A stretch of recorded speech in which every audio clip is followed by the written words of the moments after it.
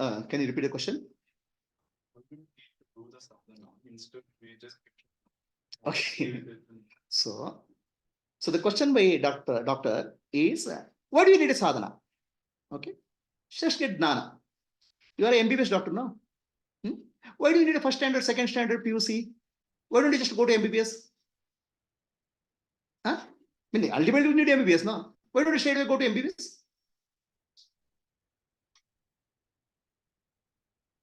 So basically, everything in life, there's a build-up, a progressive movement. Right? We cannot achieve, we cannot get, even though jnana is highest, we cannot achieve it, we cannot get it. Okay.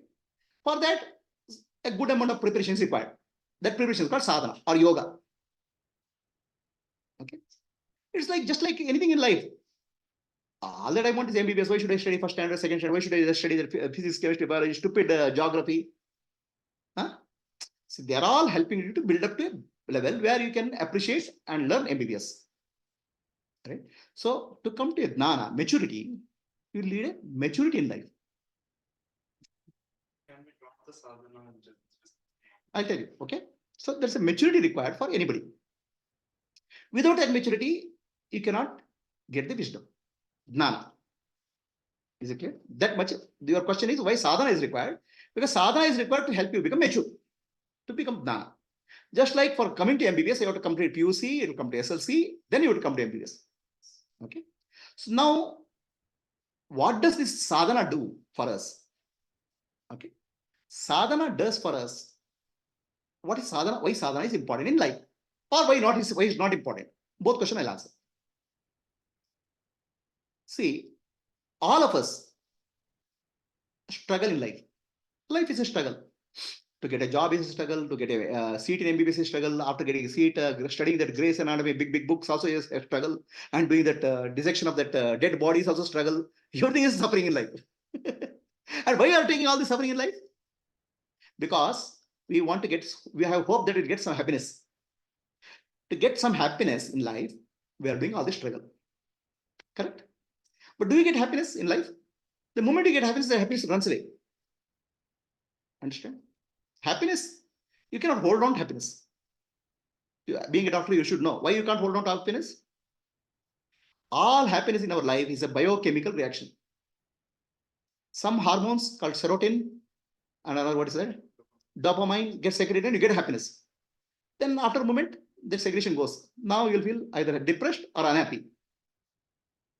Every happiness in our life, which you get from objects in life, is a biochemical reaction.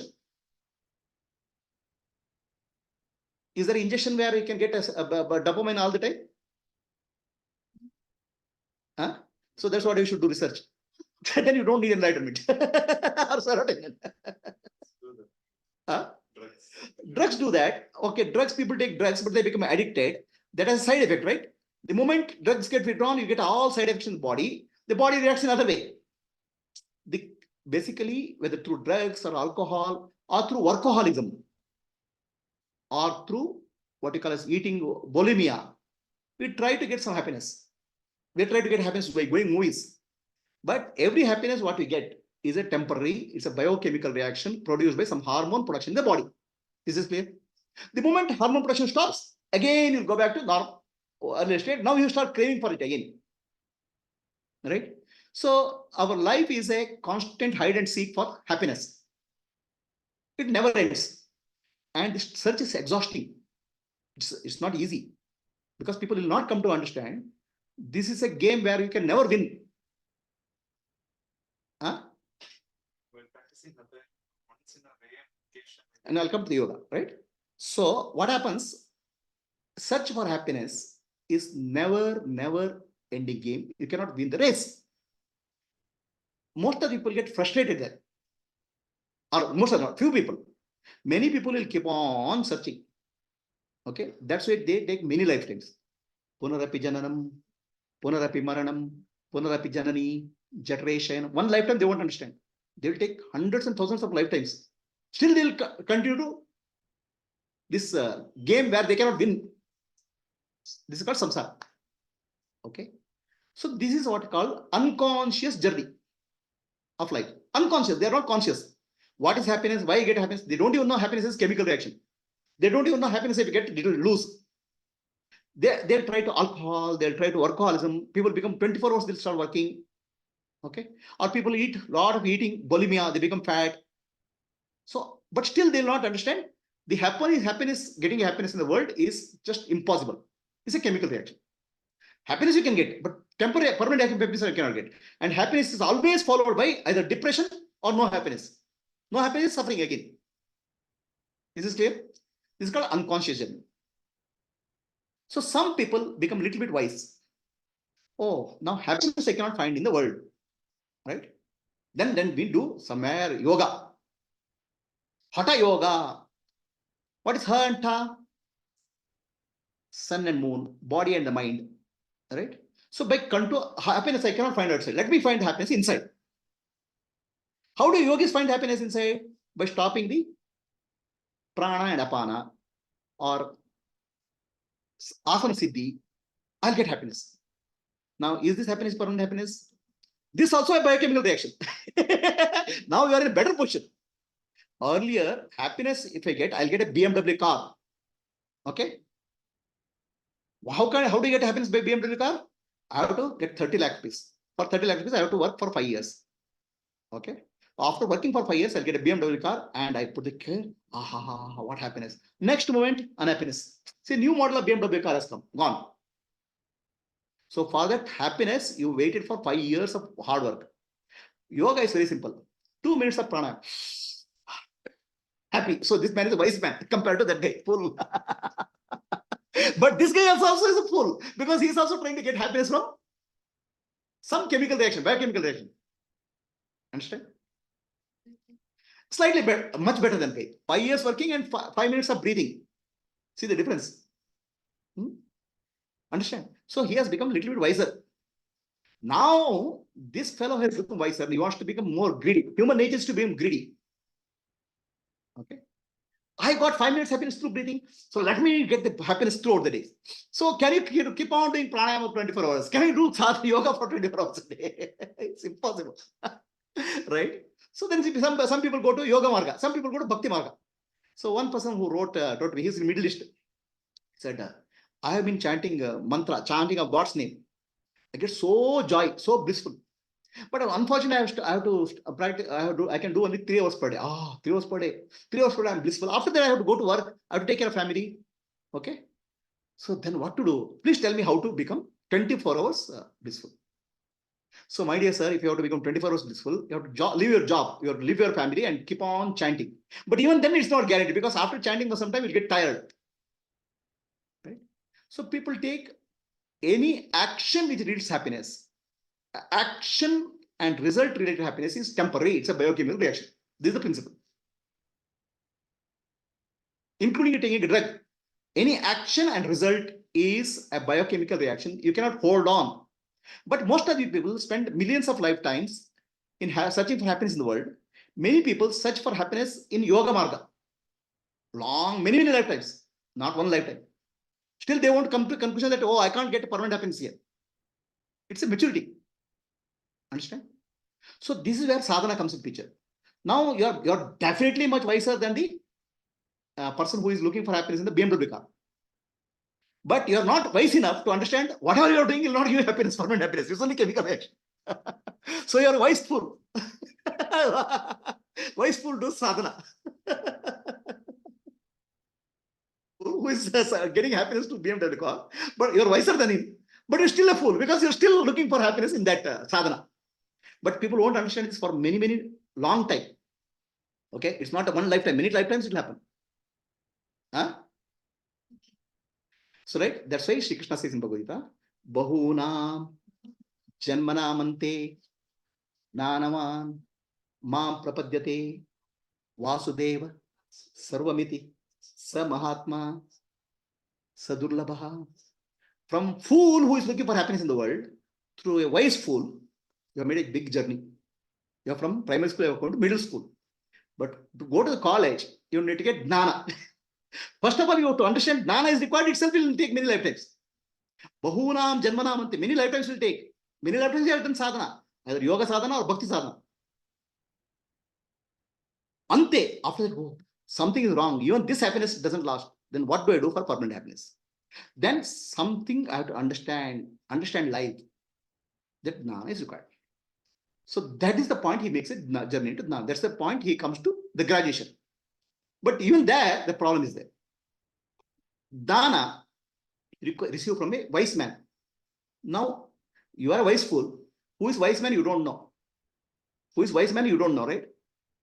You'll start looking for a wise man in Himalayas, search in caves, search in forests, because wise man will not have a shape and a beard and weird shape.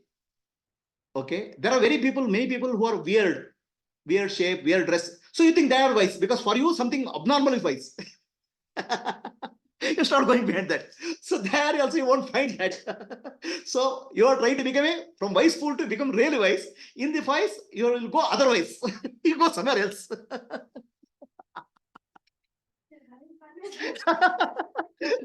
So you are becoming wise, but you go otherwise because you don't know what is wisdom. See, it's like I'm saying wisdom you don't know. You think something is important. Son comes and asks father, father, how it is to be married? What is the experience of marriage? Father, what can he say? First get married, then you'll get experience. Right? Without becoming wise, you don't know what is wisdom. So you say, what a situation where you can say chicken and egg. If you don't know, if you're not wise, you don't know what is wisdom, right? But to become wise, you need a wisdom. So it's a chicken and egg story. So in the chicken and egg stories, many people spend many lifetimes because they experience something. They'll go to Himalayas, they'll go to caves, okay, or they'll go to some, follow something, okay. So many, there's lot of ways to get lost. Otherwise, wise to otherwise. So in that otherwise also, they'll get a wisdom. Oh my God, this doesn't work. This doesn't work. This doesn't work. They come to a conclusion, this doesn't work. Then what works? God only knows. They don't know. Actually, that's where the grace opens up. Grace is your effort has ended. The universe or cosmos will provide you something for in a blessing. By your own effort, you cannot find a realized master because you don't know what is realization. Your concept of realization is a 1 foot long beard. Then you come to a conclusion. Women cannot get enlightened because they can't have a beard. So vague ideas will be there. So always we'll have a concept, right?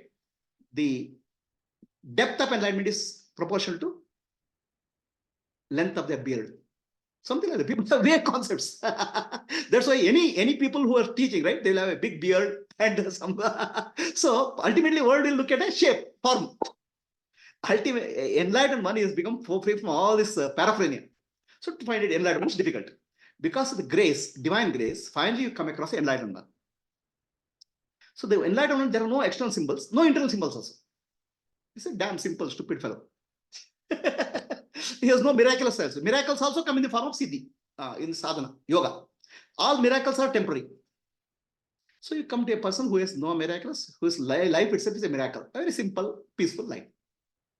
So then if you start learning from him, that's called your spiritual journey is coming to an end. That's where Shravana, Manana, Nidhyasa starts. Listening to scriptures, Manana. Listening to scripture from an enlightened one versus listening to scripture from an unenlightened one, there's a difference. Because the enlightened one, his life is a reference. He lives the scripture, it's a living scriptures. Whereas unenlightened one, he stops at the scriptures. So that a living master is much better than a person who is a scholar. That's like your surgery, you go to surgery class. So professor comes and teaches surgery. Sir, how many years you have done surgery? No, I didn't surgery. I have studied only surgery, I'm teaching you. Compared to a person who has done surgery and teaching, there's a lot of difference. So a person who is living the wisdom is called enlightened one. Person who is just teaching is called a teacher. Initially, maybe we'll have a teacher also. Finally, we come to a living enlightened master. If we come across this, there's no formula for that. It's a grace. So then what happened? His life and teaching will affect you. So now, after jnana, there's no sadhana. After jnana, just living in awareness. The wisdom, knowledge has to be converted to wisdom. Right? Up to that point, up to come to a point of jnana, you're doing sadhana. So unconscious sadhana is called samsara. Unconsciously, you're struggling to get happiness. Ultimately, all sadhana is to get happiness. Unconsciously, if you are trying to get happiness, it's called samsara. Consciously, you're trying to get happiness called yoga. Okay. So jnana is transcend this. All sadhana, you transcend, drop it. To realize, I don't have to get happiness. My nature is happiness. That's called ananda. Ananda is not biochemical reaction. Ananda can produce biochemical reaction, but ananda itself is not biochemical reaction. That's called mukti. So, in the process of sadhana, in the process of unconscious life and conscious life, conscious sadhana, this journey happens. The journey is from what you call tamoguna. Tamoguna is laziness, to rajoguna. Rajoguna to sattoguna. When you mature in sattoguna, then you start seeking jnana. Tamoguna person will get happiness by lazy activities. Rajoguna person gets happiness by crazy activities. I do this, they do this, like Ravana. Okay, what is something? Sattoguna person gets happiness by jnana, bhajan, prayer, all this religious activities. Beyond that, you have to get out of this. You have to go beyond three gunas. That's what Atmajnana is about. Many people will not come to these stages. They will be living in some stage and dying in some stage. Either they live in unconscious sadhana or conscious sadhana. They don't come to jnana. That's why Sri Krishna says, Bahunam Janmanam, many lifetimes will go before you get the maturity to come to this level. So you come to this maturity after tamoguna, rajoguna, sattoguna, or unconsciously do some good merit, good punya.